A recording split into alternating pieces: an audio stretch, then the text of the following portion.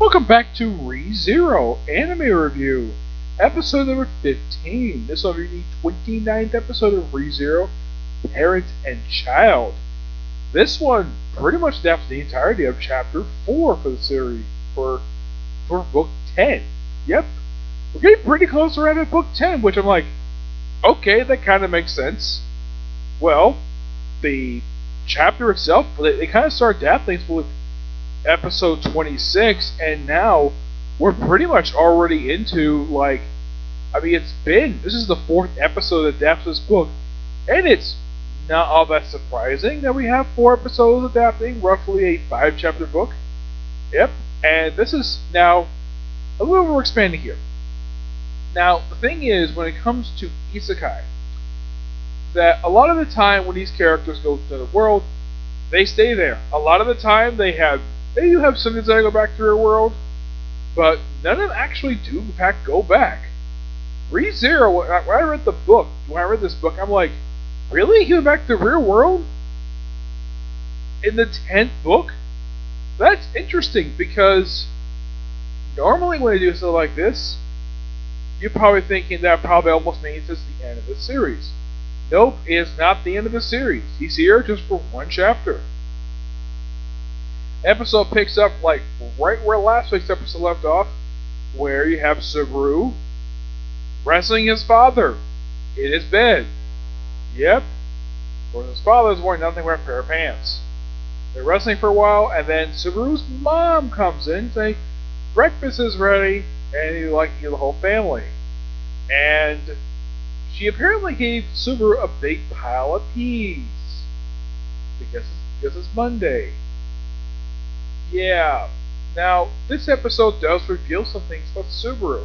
Yeah, it's like this whole episode is a character piece on Subaru.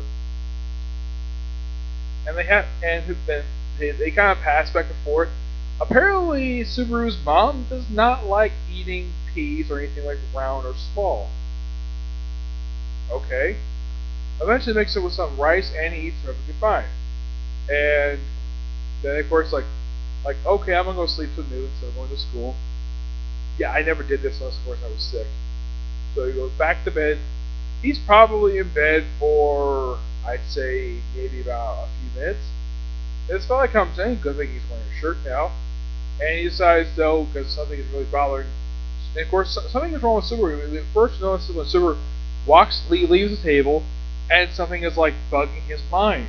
This reminds me of, now this is probably it could be his return by death stuff, basically that the Witch of Lust has done to him. But it's never fully developed here exactly what's going on here. Something's really bothering him. And kind of bothers him again, and his father just takes him out for a walk. Yep. And he puts on his tracksuit. Yep, not surprising there, because Subaru has pretty much worn his tracksuit in every episode of the entire series. Yep, that's how Subaru is. They see an old man who apparently did not know that, Subaru's father had Subaru. And we reveal a little about Subaru's past, where apparently everybody is so glad that he is this guy's son, and he was basically trying to live expectations. And that was his fear. That's why he didn't go to school. I'm like, really? That's why he was going to school? Because everyone thinks he's trying to live this father's expectations. In fact, he was a fast learner. Just like he was an average learner. It's implied he might have been a dropout, but he just stopped going to school because of that. And and of course his father and mother both said the same thing. You're one half of me. And then it goes home. Of course, his father takes the long way home for some strange reason. And then Subaru spends the other half of the episode just walking and talking with his mother. Yep. Of course, he had pretty much changed from his tracksuit to his school uniform. And then they walk and have a good conversation. Of course, it's not about his butthole. Yes, they actually mentioned that. I'm like, who was that? And he's like, I agree. Was this really necessary to bring up that? Yeah. So and they come across and walk 2 train tracks. Now, in case you're wondering, is this typical from Japan? Like for kids when they walk to school when they have to cross train tracks like this? Well, I can tell from this cartoon, this is perfectly natural. Here in the U.S., we don't have, our train tracks things are not like that. One thing, they're a lot bigger, and also, we're not having freaking bullet trains going across like they do in Japan. And, like Super was saying, he won't forget his mother. His mother, who actually was pretty far away, of course, when he leaned down, and he leaned like, oh, there's his mom, just apparently just magically coming right in front of him. I'm like, is he that fast a walker? Okay. And then basically goes off, and she says, take care. Oh, I forgot to take care. And apparently it's shown a flashback that apparently before he went to the convenience store, she did say take care. Apparently he just forgot about it and just smiled at her. Goes to school, opens the classroom, 3-6, and he comes across the Witch of Greed. Yep, in a school uniform. It's like, you're a bit early. Yep. And that's the, like, about time you got here. And that's the episode. Yeah, Amelia does briefly appear in the episode via some imagery and some, you hear her voice, but that's it. Amelia does not physically appear in this episode because there's a very good reason for it. She's not in the chapter. Which I do appreciate the anime not cutting back to her, because that would have ruined the surprise. And probably, and this is my opinion, they probably thought that, I'm sure that probably there was something in the writing process we had to cut to, like what Amelia was up to outside of this, but it would probably ruin the pacing and the surprise. Yeah, that's, in my opinion, probably why they didn't do that.